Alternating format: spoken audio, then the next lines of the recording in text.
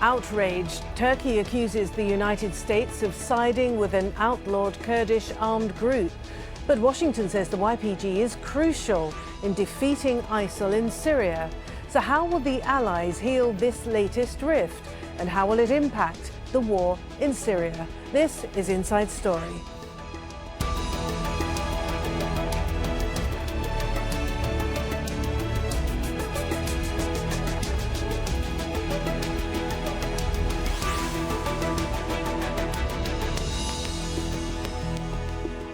Hello and welcome to the programme. I'm Martine Dennis.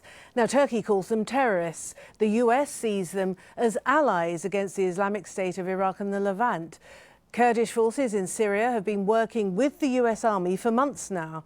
But Turkey found out this week that American troops have been wearing the Kurdish militia's insignia, and they're not at all happy about it. US troops say they were merely wearing it to blend in. The Special Forces community has a long and proud history of wearing such patches when they're partnering with forces around the world. And you'll see examples of that in Afghanistan and in Iraq and in Latin America and all over the world where these Special Forces personnel train and conduct foreign internal defense type operations. This is something that they often do, and it's an effort to just kind of connect with those that they're training. But the fact of the matter is, it's not authorized. So in this case, they were directed to remove the patches.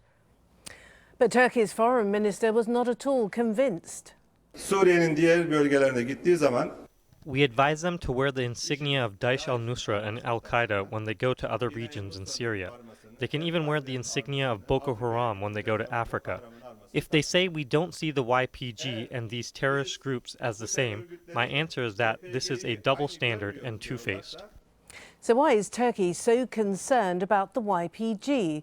Well, it's a militia group made up mostly of Syrian Kurds, and they're one of the most effective groups fighting against ISIL in Syria right now. But Turkey says it's an extension of the banned PKK that's been fighting for Kurdish autonomy for 3 decades within Turkey. Now, Turkey and most Western countries list the PKK as a terrorist organisation.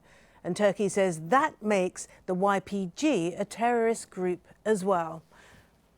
All right, let's bring in our guests now. From Istanbul, we have Metin Gurcan, a former Turkish military officer. He's also a columnist for Al Monitor. In London, we have Rebwa Fatah, founder and managing director of Middle East Consultancy. In New York, we have Mike Lyons, a senior fellow at the Truman National Security Project. Thank you all, gentlemen. But Mike, can I start with you as a former military man?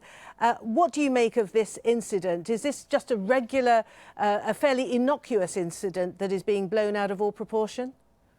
I think it is. It's not that big a deal. You see that actually that American soldier was wearing the patch of the YPJ, which is the Women's Liberation Unit that's there. So he'd have no real affiliation with that on any level. The Americans that are there are wearing American flags. They're clearly been identified based on those pictures. I think it's being blown out. It does send a message, though. It sends a message to Turkish civilians that Americans are embedded with these units, as well as the Turkish military, to say if you decide to launch an artillery attack against any of these units, you might hit an American soldier. And that, I think that's the underlying symbol that maybe that Special Forces unit wanted to send. OK, and Rebwa in London, fundamental to this, of course, is how you deem the YPG. Ankara insists that Syria's Kurdish group, the YPG, is linked inextricably, it would appear, to the Turkish insurgent group, the PKK. How true is that? Is there a link between the two organizations? I mean, there might be links between the two organizations, but you cannot really label the entire people, Kurdish people in Syria, as terrorist people, because don't forget, YPG has 25,000 fighters fighting on the ground and fighting ISIS. And if Turkey wants to call every single, soldier of these as a terrorists is really very, very strange to me. But I think that the Turks have fundamental problem. Their fundamental problem is the Kurdophobia. If there is any Kurdish political group anywhere on this planet, they try to undermine it and they call it terror and so on. But I think that's the Turkish problem, not really the Kurdish problem. And the facts on the ground is very clear. YPG is the only effective group that fighting ISIS, and it is true that America is assisting, I don't want to say partnering, but assisting YPG. There's no doubt about that.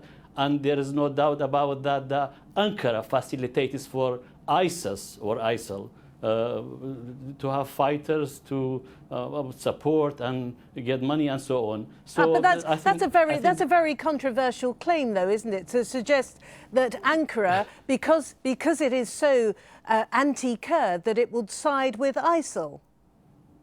I don't say would fight with ISIS, but all the objective evidence supports that Ankara facilitated in early days, maybe not now, for insurgents to move through Turkish land into Syria to join ISIS, and there is no doubt there was money handed to ISIS leaders in Turkey, and their objective evidence also supports that ISIS leaders were treated, wounded ones, treated in Turkey. All right, okay. Can we leave Turkey's view of ISIL to one side for now? Because Metin in Istanbul, what this incident does show us, it would appear, is a level of mistrust between Ankara and the United States, not to mention between the other parties involved in this complex web of fighting forces trying to get rid of ISIL. Yes, it's a matter of distrust, but I have to emphasize this fact as well. It's an ontological debate between Ankara and Washington. I mean, if you look at the traditional history of bilateral relationship between Ankara and Washington, we see a consent with Ankara and Washington about the definition of terrorist and definition of terrorism.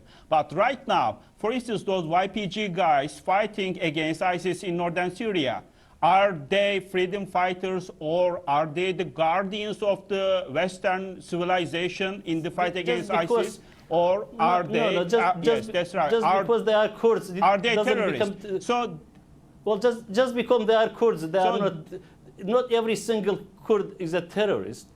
They are. This is the fact on the ground. There's a political entity in Syria, in northern Syria, which has gained to some extent international recognition, and we have seen how effective they are fighting against terrorists, ISIS, and that's the only group that America can rely on. Whatever Ankara's view is on this is really irrelevant, and we have seen that Washington is helping and partnering with this group, and this group in the last few days shown they are very, very effective to move into Raqqa, which is the de facto capital of ISIS. Indeed. And if Ankara is not relies on that, what do? They have no option. Can I take that point? Turkey must realize their foreign policy. That's a very good point. That's a very good point. Can I take that point, put it to Mike, because it is a fact, isn't it, that on the ground, the only effective force, it would appear, against ISIL right now is the YPGs, the Kurdish-led forces, and the Americans have been accused of being politically tone deaf insofar as their handling of the situation. As we've already said, it's a myriad, it's a patchwork of different entities. Well, that might be the case, but the Americans' perspective right now is first things first. General Votel just went to Syria a few weeks ago and reinforced that to the special operators on the ground there, and they feel that with the YPG and the Syrian Democratic Force, the SDF, both together are having success on the ground tactically. So I think the U.S. has blinders on right now, trying to take advantage of momentum they have on the ground to go after ISIS and play in Raqqa. That's not happened before. So I think that's where America is looking at this as saying short-term gain for perhaps long-term pain and long-term reconciliation with Turkey. But right now, the success on the ground is trumping all of those things. And does it matter then, Metin, this this association or not between YPG in northern Syria and PKK possibly in Turkey, does it matter when actually on the ground the military objective is, it would appear, succeeding? It's impossible. I mean, it's extremely important for us to have an offensive force in the fight against ISIS. But the real problem, I think, for Ankara is the transfer of those highly technical military equipment and the military knowledge the YPG guys gathered or gained in Syria, from Syria into Turkey. You know, in Turkey we have ongoing clashes in southeastern Turkey. Right now, I think this is Ankara's strategic thinking to prevent by sealing the border, by separating YPG means and ways from the ongoing clashes in southeastern Turkey. That's why Ankara has been very, very careful on this issue. So it would appear that there are priorities being made and that Ankara is prioritizing its own domestic issue in dealing with a Kurdish insurgency over and above the fight against ISIL.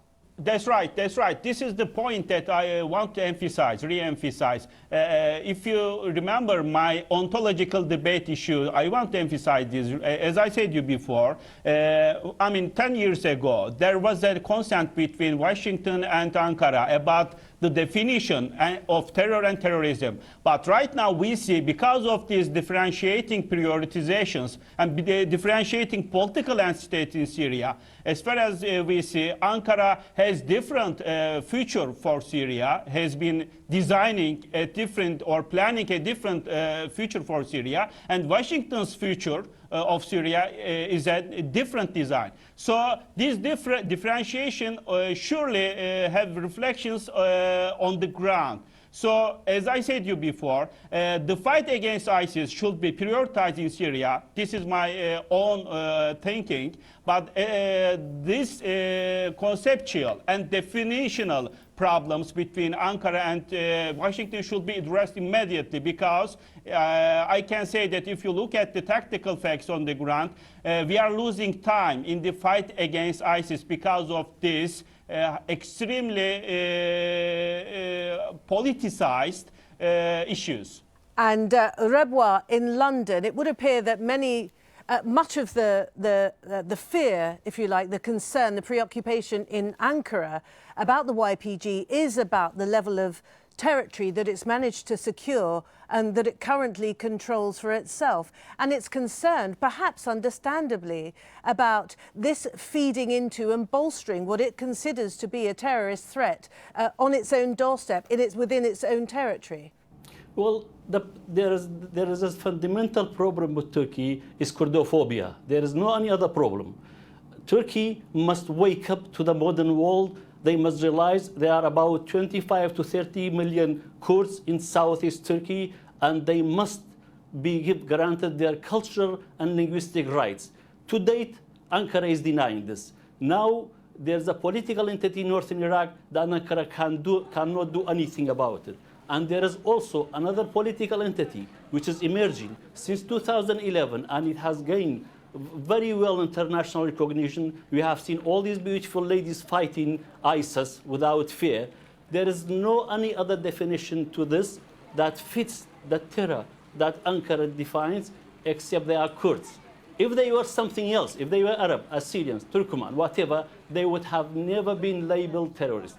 But now Ankara tried to tell me that there are about 4-5 million Kurds in Turkey, and they have 25,000 fighters fighting terror in Syria, and they're trying to establish a peaceful political entity. They have not constituted any threat to any land anywhere in the region, neither in Turkey. And Ankara, it's just really the Kurdophobia of Ankara they must get over.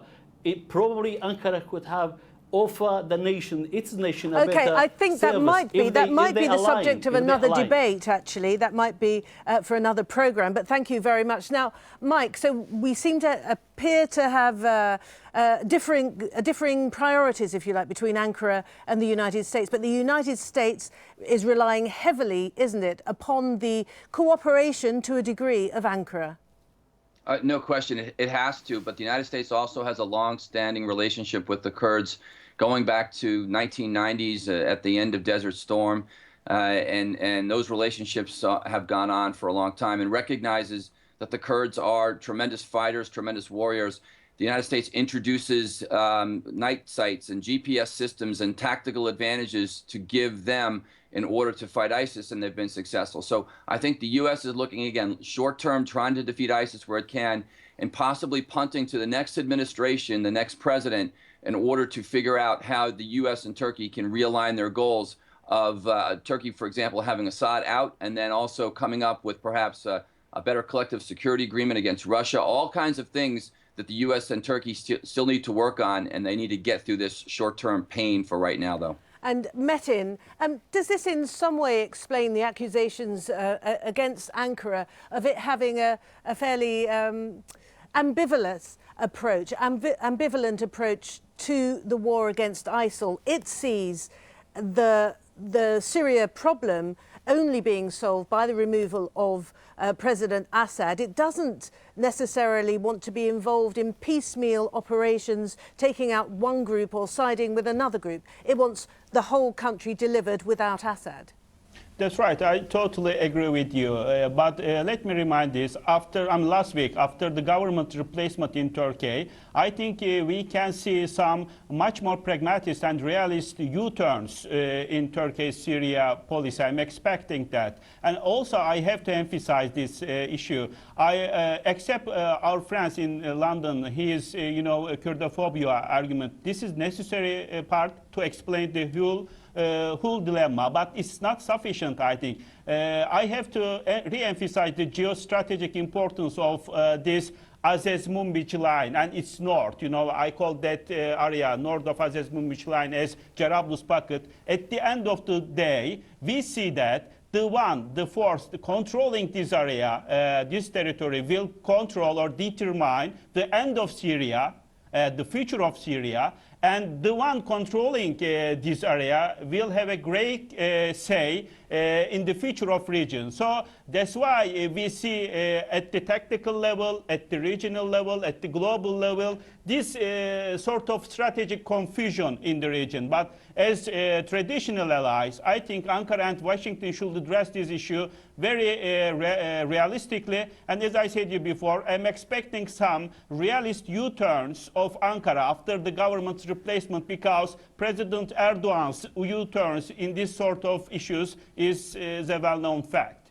And Rebwa in London, it seems very much as though the tentative peace deal that was in effect in Turkey between the PKK and the Ankara government, that seemed to end pretty suddenly around the same time as the Suruj bombing of July last year. Now, that was apparently carried out by ISIL against Kurdish targets. Why are these two events so similarly timed? Are they linked? I think ISIS is very clever in exploiting the situation. I think they did the same thing in Saudi Arabia. If they want to strain the relationship between Kurds and Turks in Turkey, they will bomb Kurds. Then the Kurds can blame the Turks for that.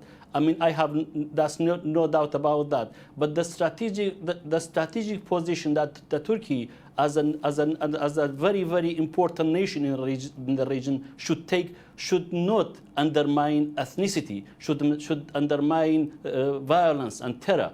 But currently, anything related to Kurds is labeled terror. And it's not really only the PKK. HDP, one of the main Turkish political entities, which is Kurdish led by Salah ad-Din Çelik, are under great pressure from Turkey. This is a legitimate political entity, and still AKP try to, I don't say Turkey, I say AKP try to undermine this political entity and label terror. But the government, So the Turkish government would also cite recent bombings that have taken place in Turkey itself that have been attributed to Kurdish armed groups. So they would use that as argument for their cracking down on what they consider to be extremists.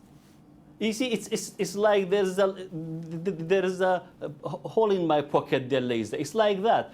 If Turkey takes the Kurdish issue seriously as an issue of an ethnic group, not treated as a security threat, the Kurdish issue is not a security threat. It's a legitimate grievance of an ethnic group in Turkey that have been oppressed for years. Not now. It starts last century, around when the Turkish state.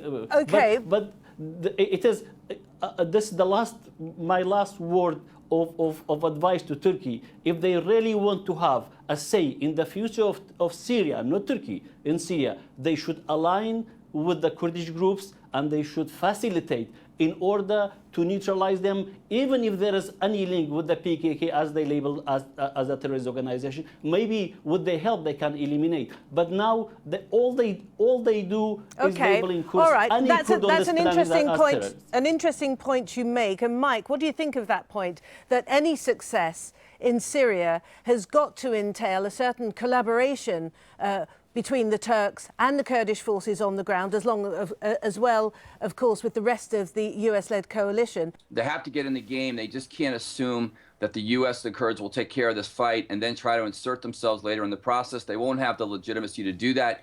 Even though they're in the region, they're obviously not going anywhere from a geographic perspective. But you look at history and you look at what's happened in the past, the issue to overcome is what happens to the Kurdish people. What does happen inside of Syria? If you want a solution for the future of Syria and that part of the world, you have to get in the game now, put skin in the game, so to speak. I think that's why America is doing what it's doing when it sent 300 soldiers there, in order to have a say from a security perspective to make sure that one country doesn't have overall hegemony within the region. Metin, you indicated or alluded to the possibility of there being a change in policy coming from Ankara, given the change at the top of the AK party, a new prime minister now in place.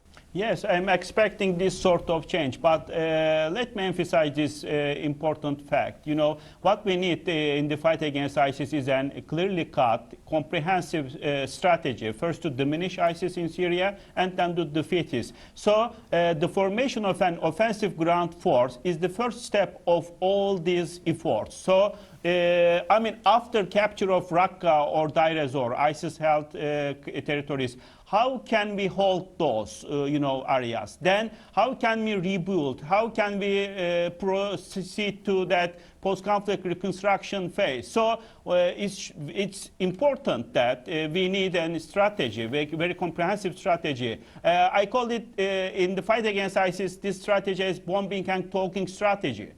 We know who to bomb and why to bomb. There are no, how can I say,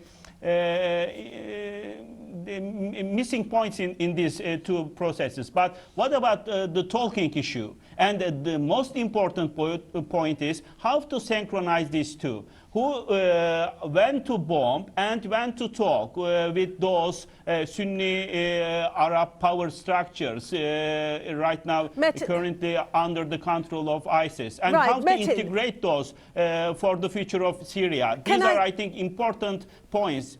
Can I ask you just one question, Metin, and I need a very short answer to this. Do you anticipate, therefore, that there be some change, that Ankara will be more willing to get more involved in the fight against ISIL in Syria? A very short answer, please. I'm expecting that. But Ankara also will try to use this as a leverage in its strategic negotiations with US officials in its fights against PKK. So Ankara's strategic objective is to put the fight against ISIS and the fight against PKK in the same basket, which I also criticize to some extent. But this issue increases the Ankara's, how can I say, stakes and leverage points vis-a-vis the Washington's. Thank you very much. Metin Gurcan in Istanbul, Rebois Fatah in London and Mike Lyons in New York. Thank you all, gentlemen, very much indeed. And as ever, thank you for watching. You can see the programme again anytime you like by going to the website, aljazeera.com. For more discussion, should you want it, you can go to our Facebook page, facebook.com/AJ Inside Story. There's also the conversation on Twitter, our handle @AJ Inside Story. From me, Martine Dennis, and the whole team here in Doha, it's bye for now.